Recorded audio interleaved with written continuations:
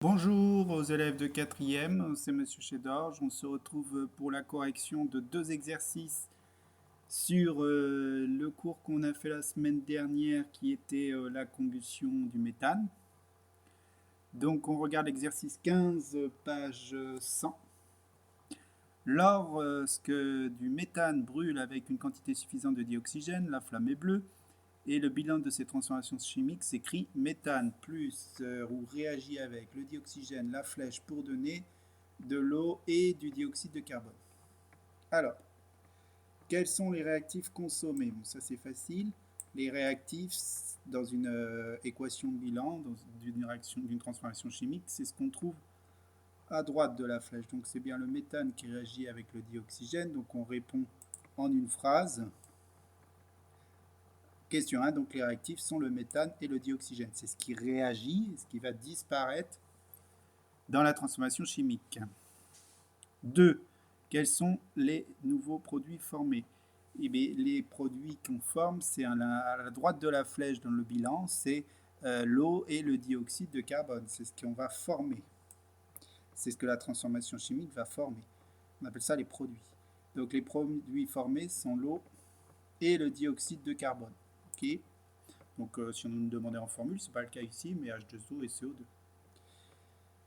Quel est le combustible? Question 3, c'est-à-dire l'espèce chimique qui brûle en libérant beaucoup de chaleur. Le combustible, c'est qu'est-ce qui va brûler dans cette transformation chimique. Donc là, il est évident que c'est le gaz, le méthane. Hein.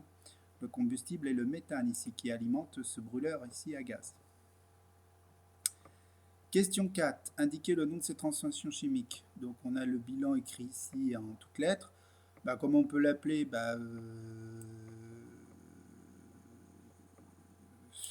Moi je l'appellerais tout simplement la combustion du méthane.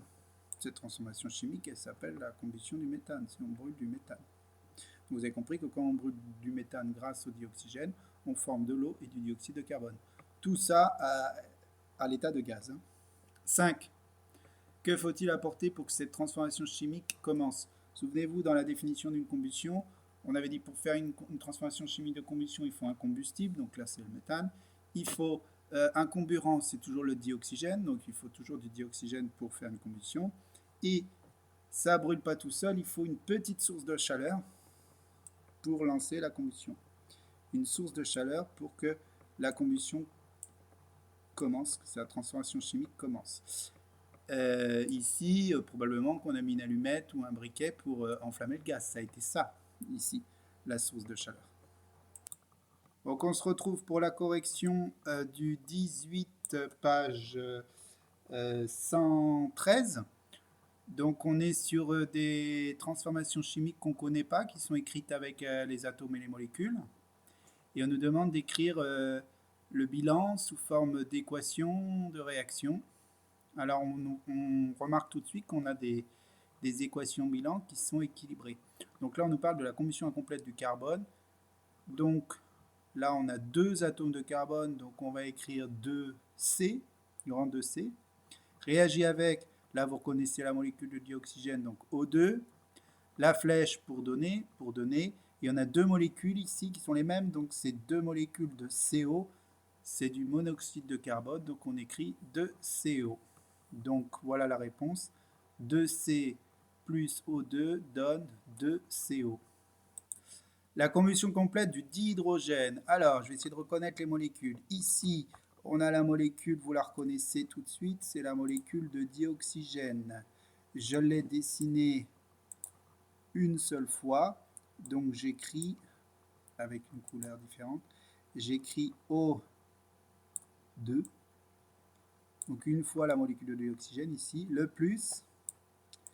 Alors cette molécule, c'est la molécule de dihydrogène, on l'a vu en TP, mais on ne l'a pas rencontrée.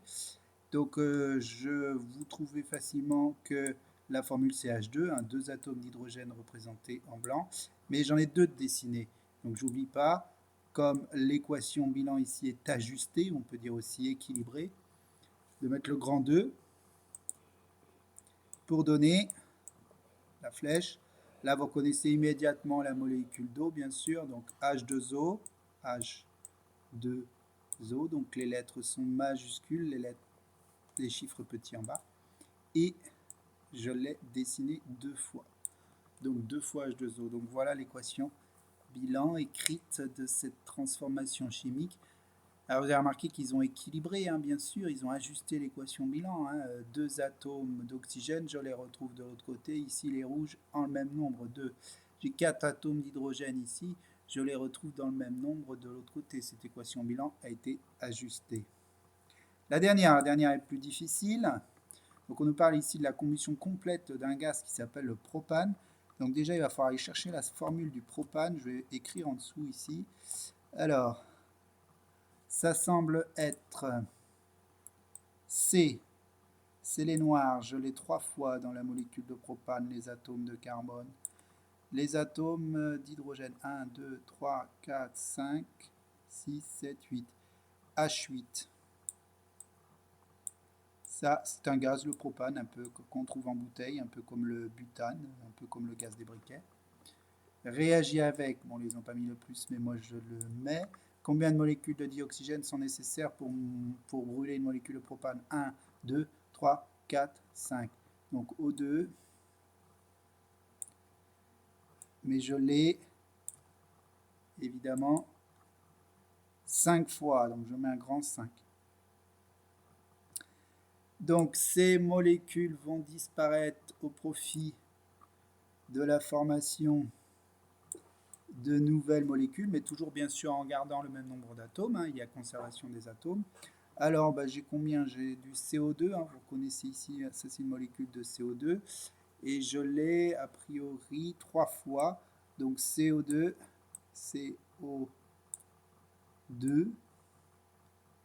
et je mets un grand 3 devant, puisqu'ici elle est dessinée 3 fois, plus, vous reconnaissez les molécules d'eau, 1, 2, 3, 4 fois la molécule d'eau, donc H2O,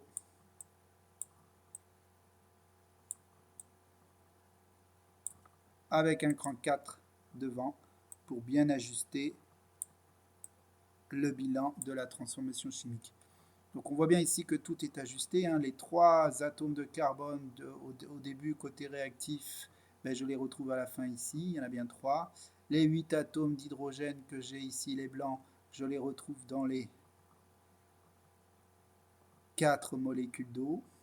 Et puis les 10 finalement atomes d'oxygène que j'ai côté réactif, je les retrouve aussi dans les différentes molécules à la fin de la réaction. Voilà, donc j'espère que vous avez bien compris les transformations chimiques. Hein. La chose très importante, c'est la conservation des atomes. Hein. Cet exemple est vraiment très bien. Hein. Là, tous les atomes qui sont ici, je les retrouve ici dans le même nombre. Hein. C'est normal, c'est les mêmes. Et puis on se retrouve pour d'autres vidéos pour continuer et terminer ce chapitre. Merci, bonne journée.